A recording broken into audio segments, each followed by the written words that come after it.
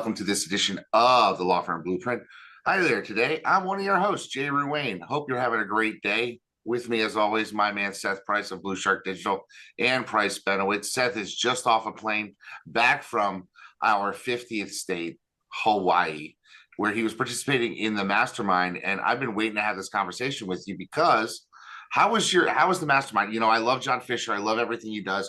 You had Michael McCready there. You had John Knockhazel and Kate.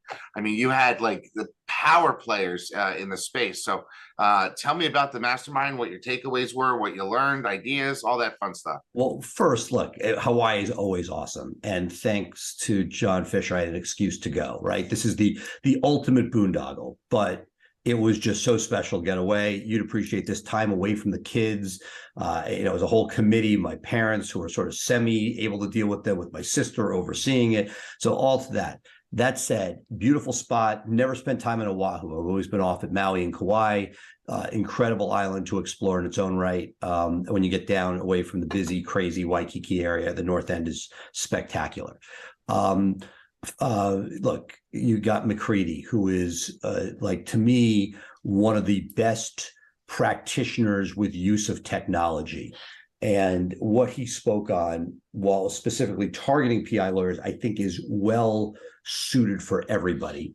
So what he is focused so much on is communicating with clients as much as possible. And he's using Smart Advocate, as we do for our PI clients. And he is just basically my goal has always been on the PI side, 2 phone calls per month. Not bullshit like we try to get them, but speaking to somebody twice per month. When you do that, it dramatically changes the equation. Whenever I see upset clients, it's because that's not happening. And when I see somebody not spoken to for over a month, it becomes a disaster, particularly in pre-lit. That's one side of the equation. I would argue that my guess is that if you found a way to supplement your communication, even in criminal, with text messaging, what you don't want is text messaging leading to a call. But if you basically flood them with information and using Ryan McKean-esque net promoter score surveying to figure out how much messaging, how much non-messaging, I think he is a genius, and I hope he ends up doing more with that. Just like I built Blue Shark, I hope that he ends up sharing the love and helping people figure out how to communicate better with their clients in the near future.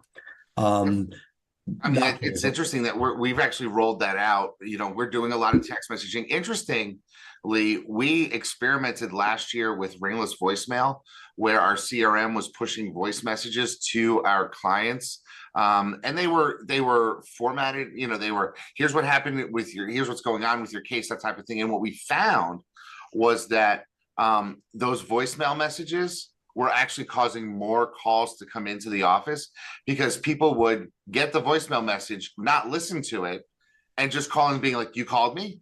And we're like, look, I get it. And so there's a difference. Look, I don't listen to voicemails. I paid actually the $5 a month. One of the best investments. Talk about hacks. I love, maybe it's automatic on an iPhone. I'm a Pixel guy. I pay for the transcription. And it's like automatic. It's automatic. I love it. And to me, that is the difference. The average person doesn't necessarily have that. Right.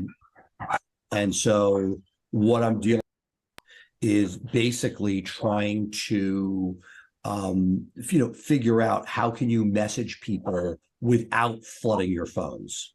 Yeah. So what we did is we actually took a rip off of Case Status, went out, we filmed a bunch of videos. We're texting people links to YouTube videos that they're able to watch. And it's cut down on the number of calls. We're actually doing a lot of outbound stuff.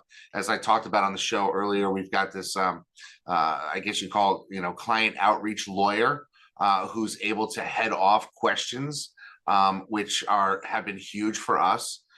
In that we're able to sort of interrupt that client stress time and get them back on, our side. Because I really think as we go forward in the future, it's the firms that have the best customer service that are going to be the ones that are the winners in this whole thing. Because anybody can hang a shingle as long as you have a license, but it's the people that are well reviewed. It's the people that people can't stop saying, oh, I had a great experience with them. and that's what's going to make the big difference, I believe.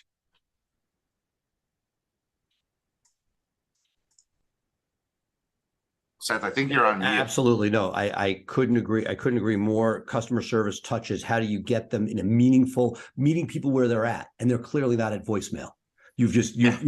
So, buoy on you, you'll spin, you'll pivot, and you'll figure it out. You'll do the videos and you'll figure out what they do want and where are they and what adds value rather than just, hey, let me call my lawyer.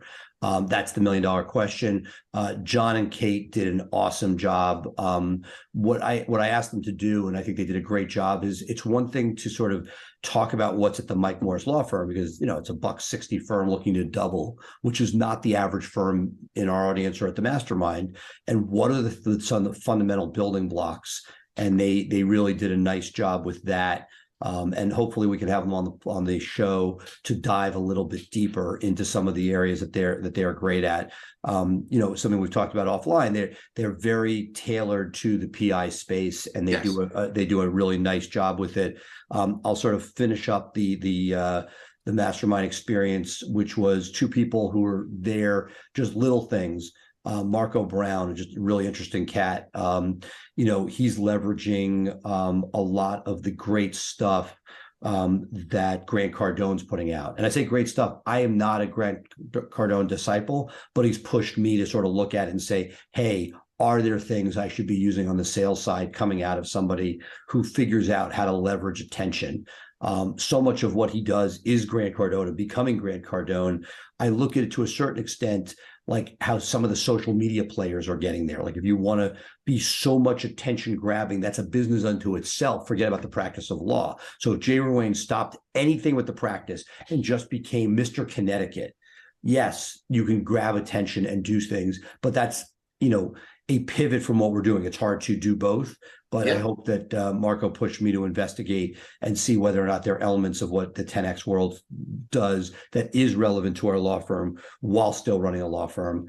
The other thing that was just a great little thing was Nick Alason and his partner Jake did some great stuff with portraits of their lawyers with their pets that I thought was brilliant, and I plan on emulating and bringing to my own firm.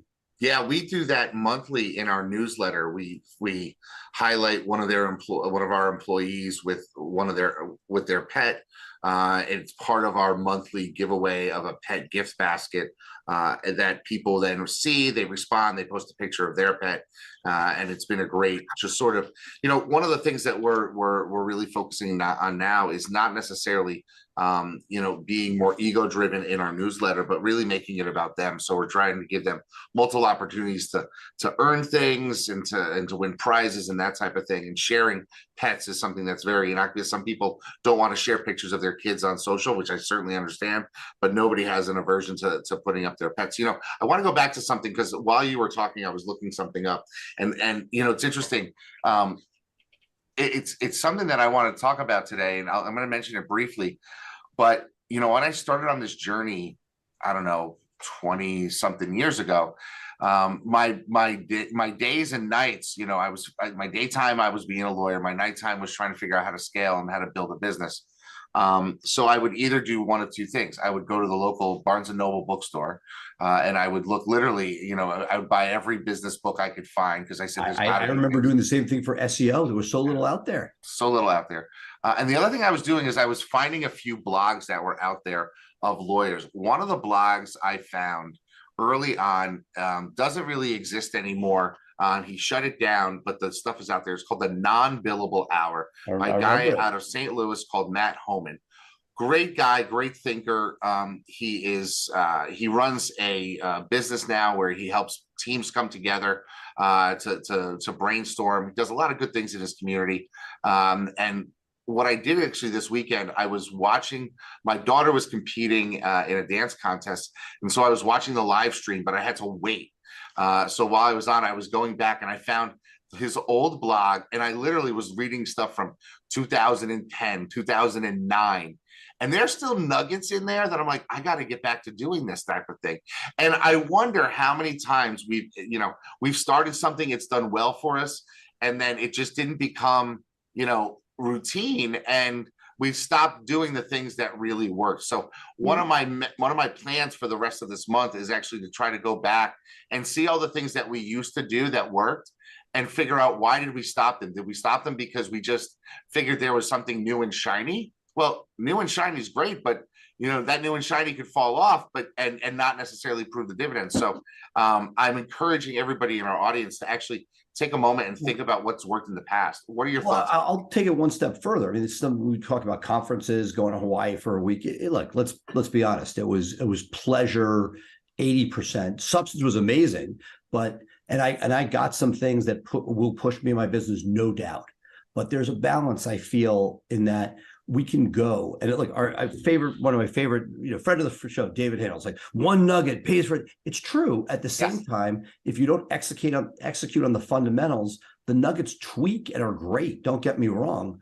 But, what I would say is it's really important to execute. And when I'm taking what you said as, do you ever forget the fundamentals and continue to move on, and going back to them? Couldn't agree more.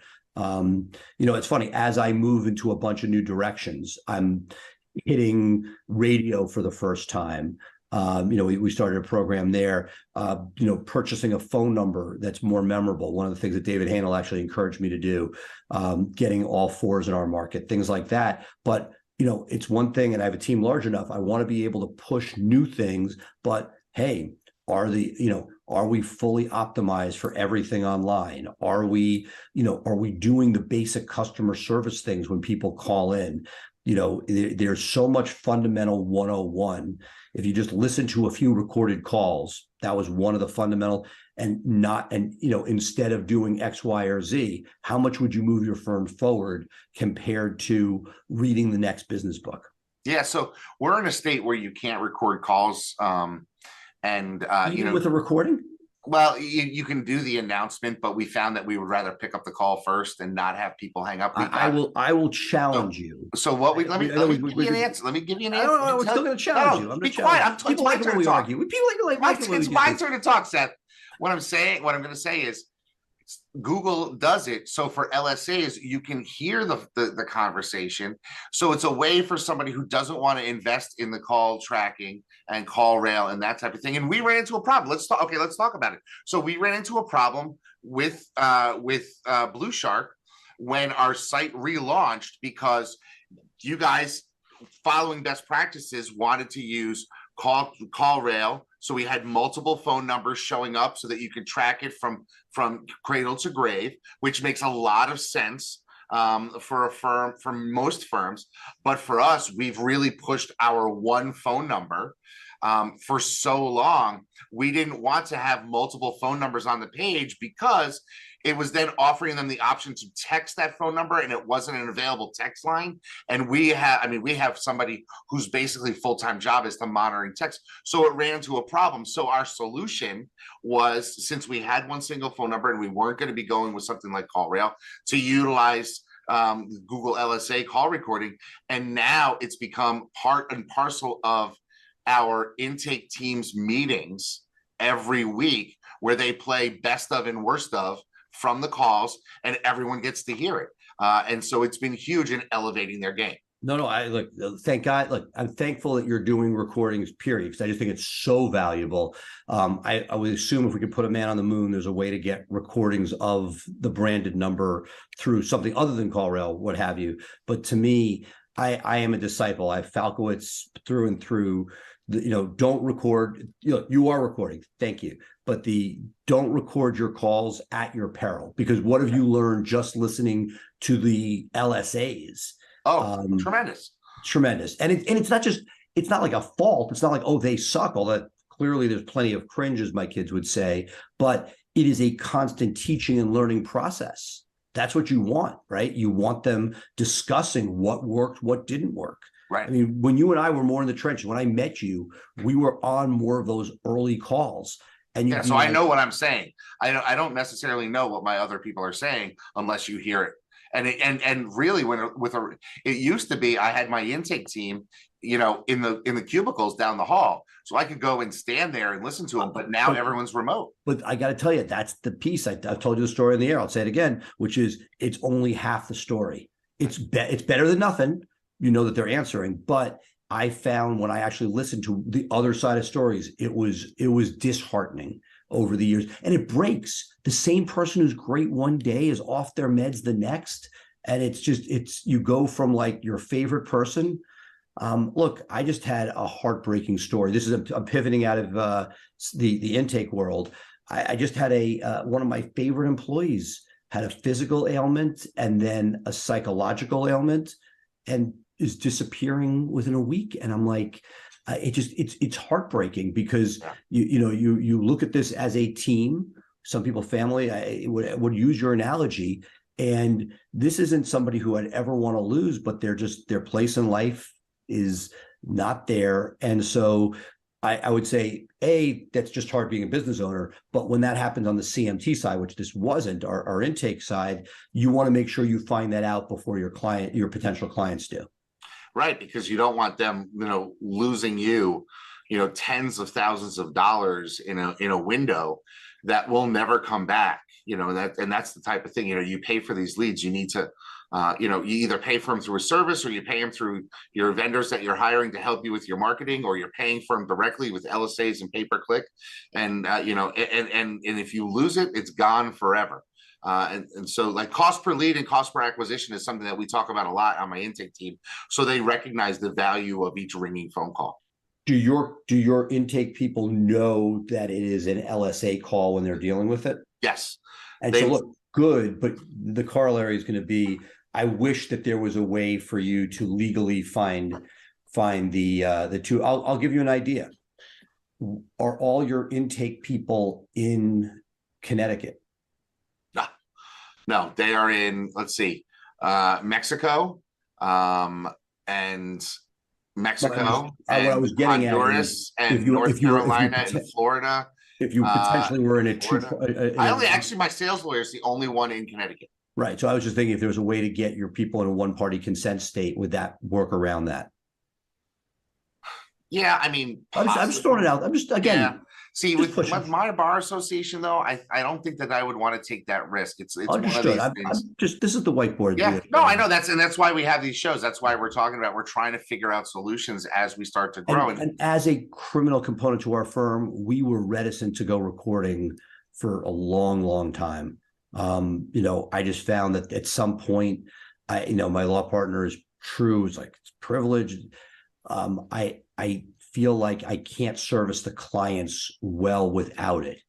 And that, it's the access to the recordings are only by people that are within the privileged circle.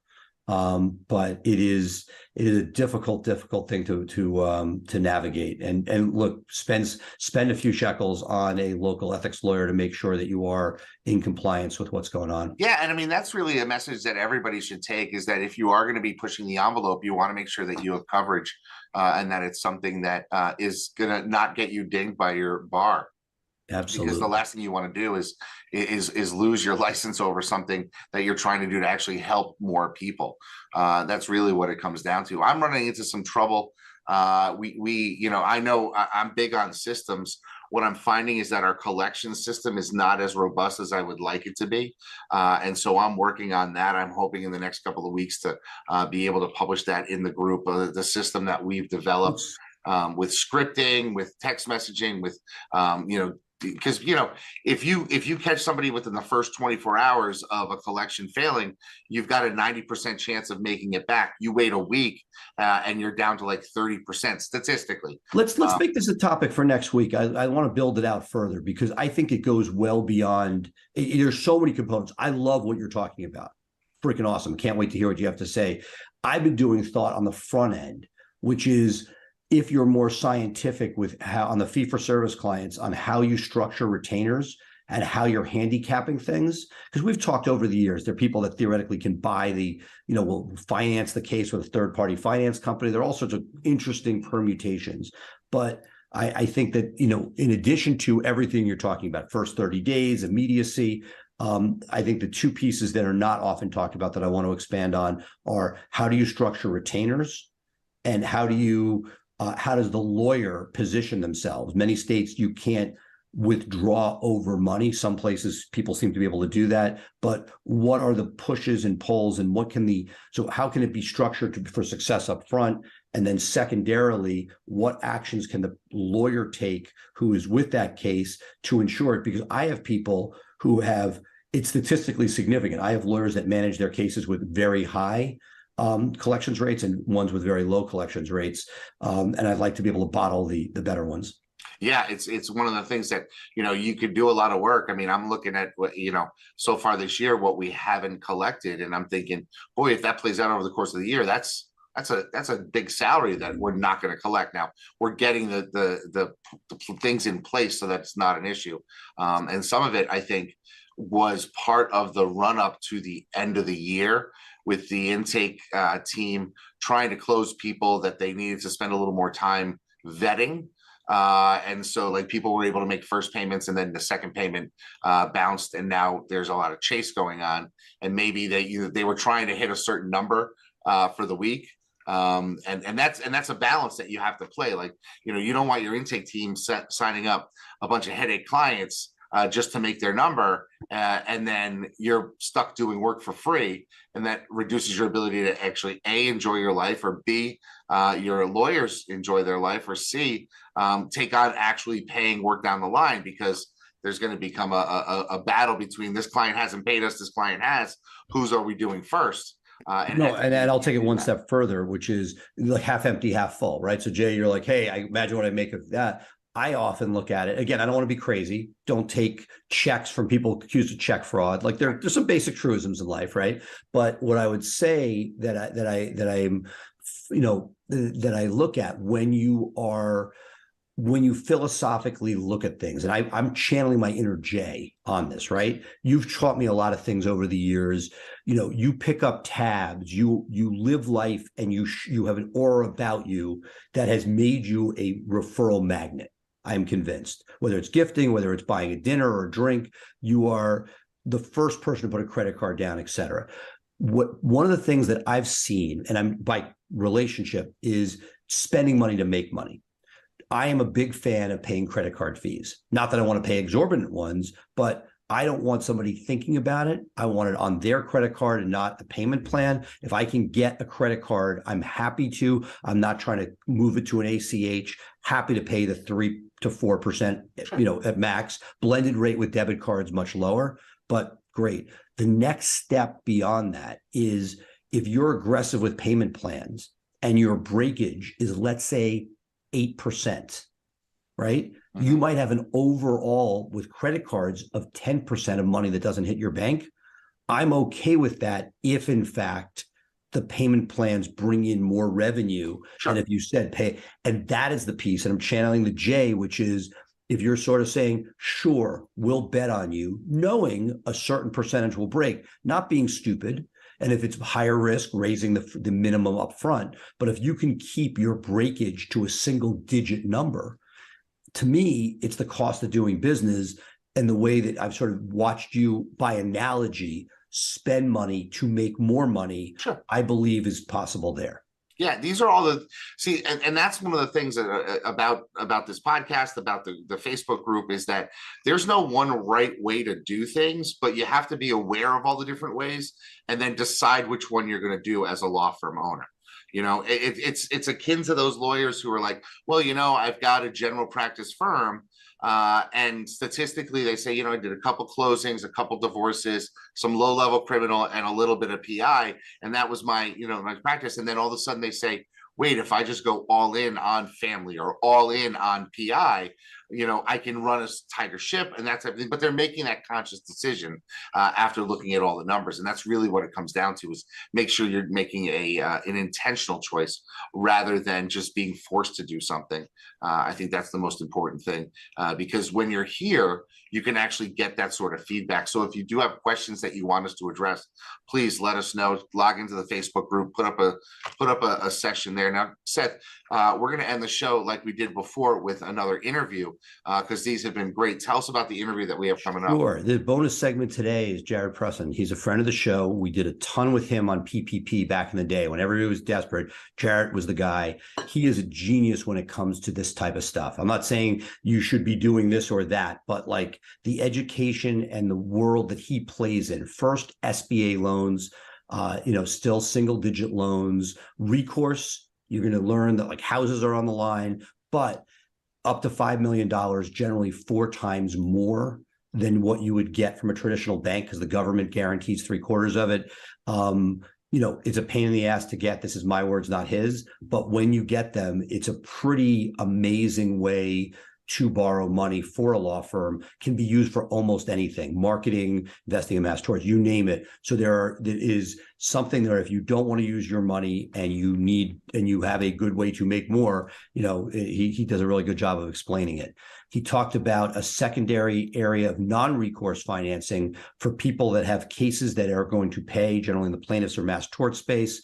Those cases are ones that you can get very aggressive loans on because they know they're going to get their money, and then you could put the money to work more quickly. And then finally, an area that I know you've talked about in the criminal mastermind, and we've had on the show before over the years, is they are working to work with some of the larger players to help position people to be acquired. So the people who are looking at the end of their firm's life, making sure the employees have a place and the firm lives on and they can get a payout. As you know, it's one of those things that everybody's dancing around, whether the non-lawyer ownership is going to make a difference in Arizona, Utah, et cetera. But he is at the forefront of that. And it's a great conversation. That's awesome.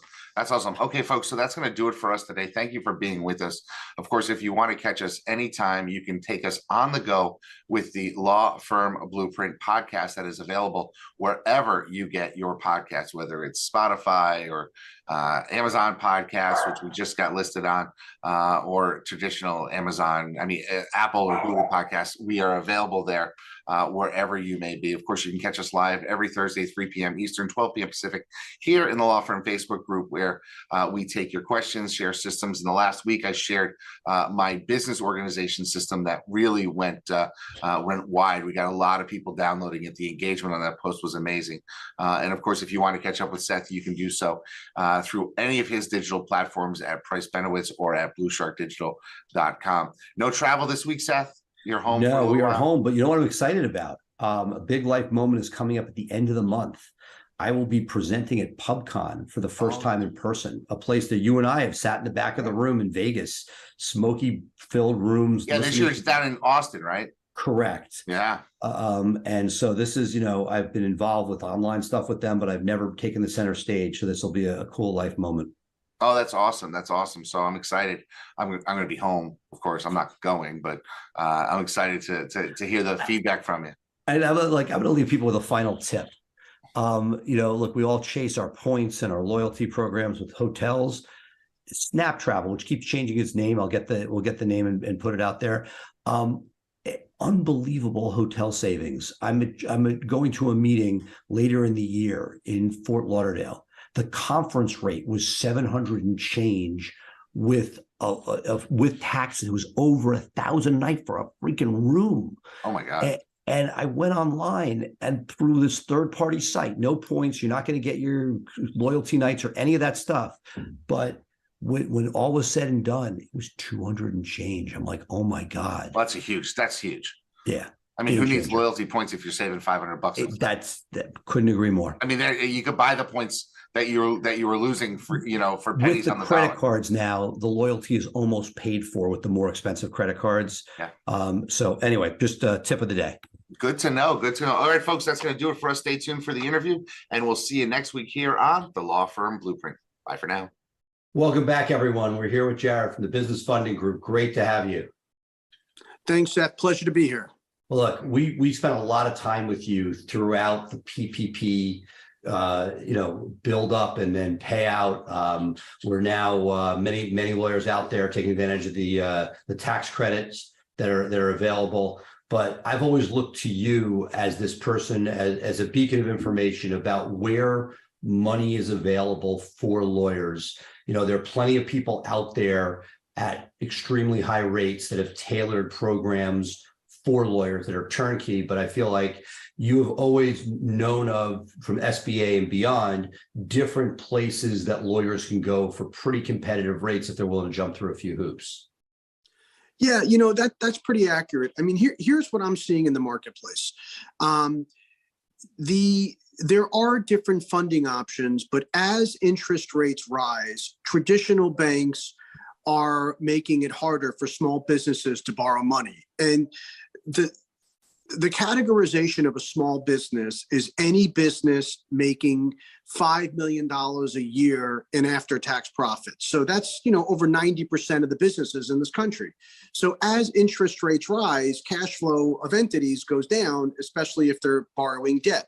So for most lawyers, SBA is going to be their least expensive option to borrow money.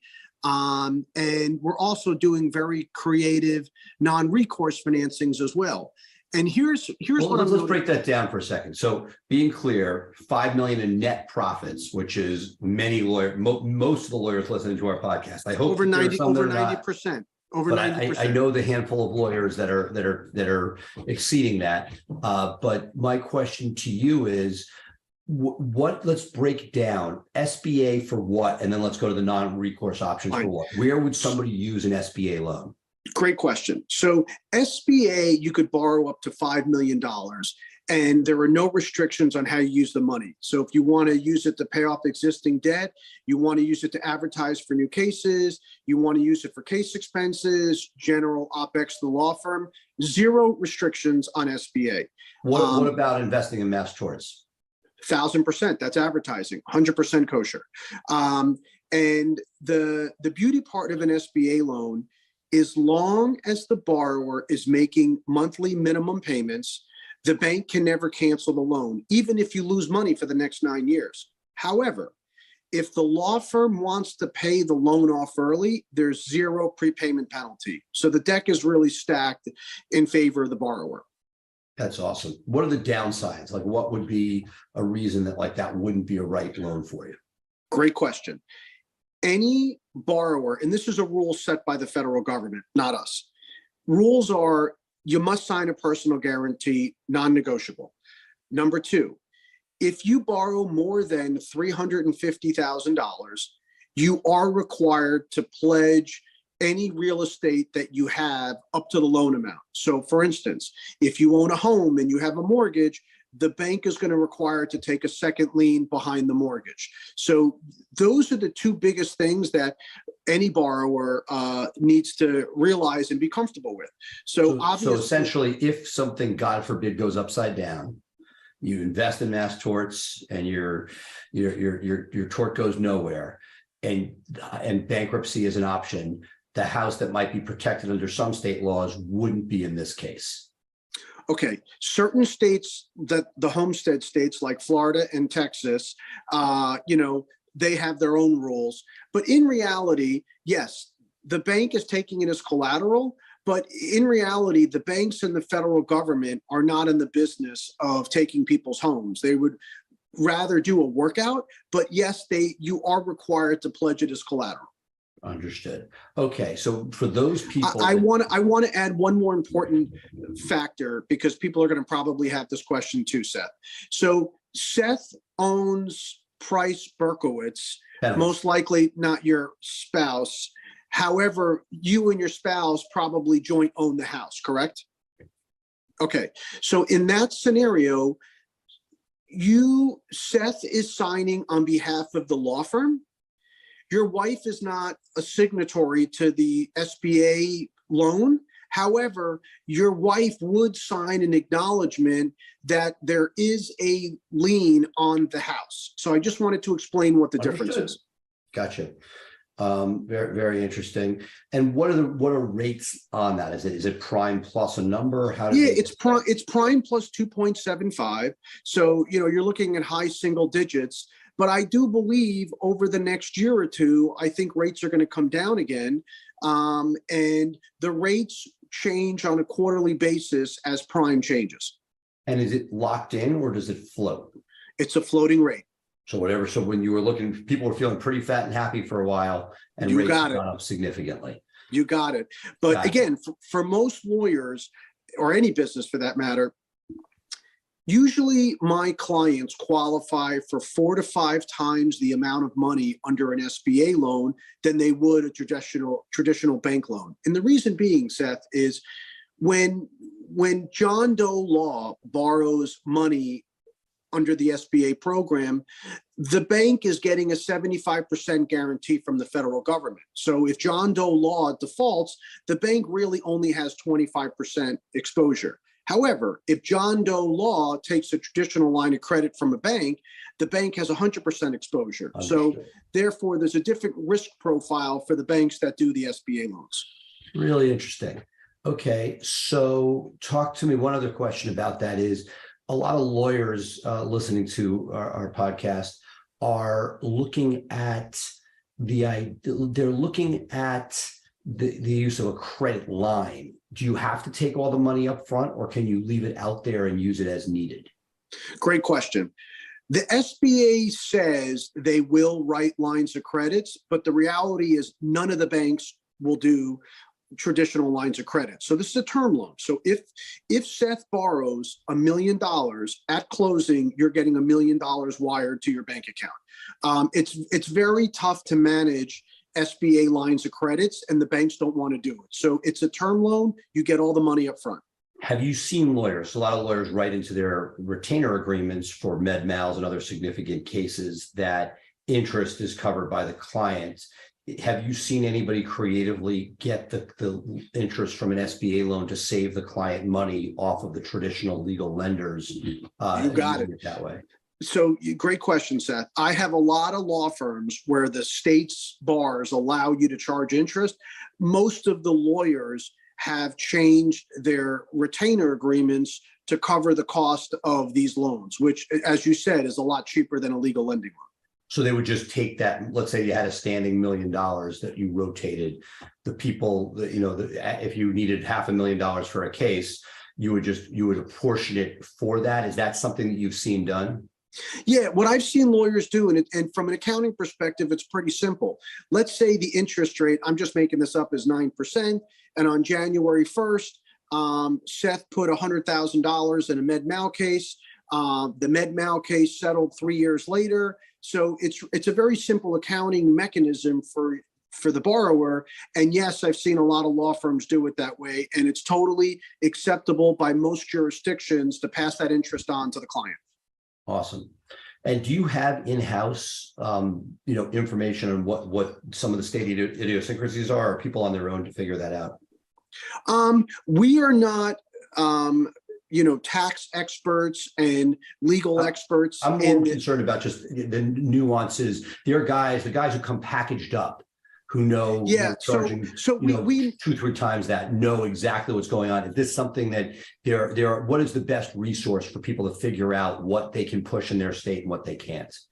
I found that your state trial lawyer association or your state bar is going to give you the best guidance. And that would be my advice is those are the 2 best places to check, because they're going to know the rules and the nuances in each of the state jurisdictions. Is it, when you do a loan, let's say somebody said I needed $500,000 and their practice expands and they're like, I'd love to have another $1 million. They're credit worthy. I love this question. Are you going through the same process again, or is it any easier once you've done it once? Great question. So the rules of the SBA are very specific, Seth.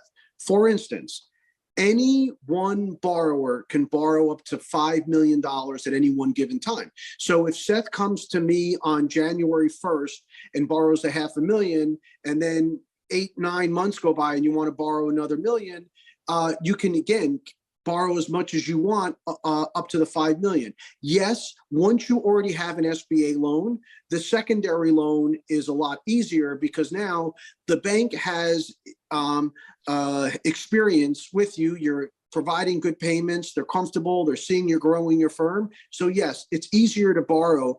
And most of our clients, Seth, borrow money at least 2 times under the SBA program. Awesome. Well, let's pivot from that. It's one of those areas that it's out there, and I assume it's like anything. Once you try it, it becomes not addictive, but like you realize how powerful it can be. Here's what I could say. Money to a business is like gas to a car. You need it to operate. And the more successful law firms I've worked with, and we've probably deployed between $3 and $4 billion over the last, X amount of years. So we have a pretty good idea of the different, inner workings of these law firms. The best law firms are the ones that know how to deploy capital efficiently, whether it's an SBA loan or legal lending, and they really understand the marketing side and how to add collateral value to their practice. Those are the ones that are, some lawyers look at debt as a 4-letter word. Some people look at debt as something that is leverageable. Because think about it, Seth, you brought up advertising for mass torts. In my world, if you could earn at least 3 to 5x on every dollar you spend, and in some cases, I have clients who are earning 10 to 20 times their money. Well, if I'm earning those kinds of returns, it's a no-brainer to borrow money on the SBA rates and even the non-SBA rates. Because if you're earning 3 to 5, 6 times on your money, and even if you're paying 20% a year in interest, that means 4 or 5 years, you're going to pay 100% on your money. So I would borrow $1 to earn $5 and pay back $2 all day long. Gotcha. Cool. And you said you alluded to before we wrap up that you have some cool non-recourse options. So we do a tremendous amount of non-recourse loans, and we're doing a lot more of these and bigger ones for the following reasons. Ever since COVID, I have found that, especially in the mass tort world, it's taken a lot longer for lawyers to get their money. Okay. Just with all the lien resolutions and all the other things that need to get done in order to get paid out. So we're seeing the timetable on settled cases take a lot longer. So what we've done is we've created a multi-billion-dollar fund to fund settled cases. So let's say Seth has 1,000 roundup cases that settled. You're entitled to $20-30 million in fees, but it's going to take 18 months to 2 years or longer, and you want to utilize that capital now. So we will provide up to 70 to 75% of your expected fees. It'll be a single-digit interest rate, and you can use that money to pay off expensive debt, advertise, whatever your needs are. So that's a new program we put into place for settlement funding. Is it only for mass torts, or what about for single event PI loans? 100%, doesn't matter. A settled case is a settled case under this bucket of money. Awesome. Anything that you see, there's a ton of people out in the, for the client funding piece. Any products that you hate seeing clients, part of the bane of a lawyer's existence is people that take loans that are so draconian that they end up eating up the settlement. And as a lawyer, it sucks because the client's expectation keeps going because they've already gotten their money. And if the interest rates are high enough, there may be nothing left at the end of the case. Any thoughts or ideas on things that might be helpful for people, for clients in those situations? We strategically have stayed away from the plaintiff advance business. I have a lot of the concerns that you do, Seth, because like you mentioned, clients have certain expectations. They eat up the entire settlement. It makes it harder for lawyers to settle the case when you get an offer, when the client has a huge outstanding cash advance. So I don't have any good recommendations because we purposely stay away from that side of the business. I don't like the plaintiff advance business because you're basically charging these exorbitant rates, and people are usually at their lowest of their low. And you don't have to sell me on it. I'm just looking for a better solution than what's out there. Yeah, I don't really have it, and I've stayed out of that lane purposely.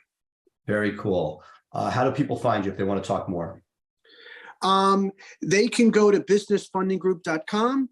And we have different products ranging from, as I said, SBA, settlement funding, non-recourse loans. We do a tremendous amount of those.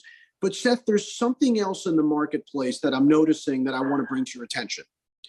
So we realized over the last year that 68% of the current owners of law firms are baby boomers. And we believe over the next 5 to 10 years, there's going to be a major transfer of equity into younger generations for these law firms. We've also realized that a lot of lawyers don't have a great option in selling their practice. You know, we've seen that they built this biggest asset. I get it. It's the biggest question out there. You're waiting for Arizona to bring hedge fund money in. We have another model. So we've seen, like every other industry, people monetize, when they want to retire, they monetize their business. And the lawyers have not done a very good job at that. What traditionally happens today, you normally give it to a couple of associates. It's a multi-year payout, and the associates are not the rainmaker that the current owner is. And usually those deals just don't work. Over and over, or a third party comes in and offers you something so low that you might as well still work it. So here's what we've done, okay? We've created a bucket of money, okay, where we have billions of dollars available for lawyers that want to sell their practice. And here's how it works. We could come in, we could look at the law firm, we could help you figure out what it's worth. And we have buyers out there with very deep pockets that want to buy and acquire these law firms. And I'll explain why they want to buy them in a minute. And it's a great way for the lawyers to cash out a big percentage up front on the asset that they've built, then get a payout based on the performance. And the reason why there are law firms that we work with that are very interested, Seth, in buying these practices is very simple. Seth Price has built a brand in your neck of the woods. You've spent a tremendous amount of money in building the brand. You've spent a tremendous amount of money building your infrastructure and everything else. If and when you're ready to sell, the beauty part is technology has come a long way in managing practices, everything from intake to handling the case. Well, we have very large practices that like buying around the country because there's economies of scale when you have a back office of a centralized office. And we see a tremendous opportunity for lawyers to monetize their practice. So this is a new division that we started about 6 months ago. We're working on some very, very, very large transactions. And it's a win for the seller. It's a win for the buyer. And candidly, it's a win for the existing employees to know that they have a home and, you can keep everything going. You're on mute. Question that's out of most people's first question out of people's mouths is, okay, the business world trades at a multiple of EBITDA. That's how everything gets sold. What are you seeing law firms trade at in the model that you've looked at? Is this a multiple of net profits, or how do you value firms which have historically had a really hard time being valued? It's a great question, Seth, and it's the hardest question to answer. But let me give you a couple of variables that are very important to come up with a valuation. So first, let's go with basic economics. Normally what we do is we look at 3 years, let's say your last 3 years of financials, and you look at the profit. You could take the 3 years and divide it and get an average per year. I've seen deals that trade at 3 to 5 times earnings on a sale, but that can vary drastically, Seth, based on, number one, the size of the current inventory of cases. Number two, how cases come in. Is 90% of your cases coming in from paid advertising? Or are you getting 50 to 60% of your cases organically because of the brand? And which is more valuable on the sale? Great question. If Seth Price is getting a large percentage of your cases organically, that's more valuable because that shows the value of the brand and what you've created. Gotcha. And then sort of concluding is there a market for non-plaintiffs firms? Do you see criminal or family selling, or right now you focus primarily on the larger PI world? Great question. We're really focused more currently on the PI and mass tort businesses. Gotcha. Look, all great stuff. Every time I speak to you, I learn a ton. I'm inspired, and thank you so much for your time today. Appreciate it being on with you, Seth.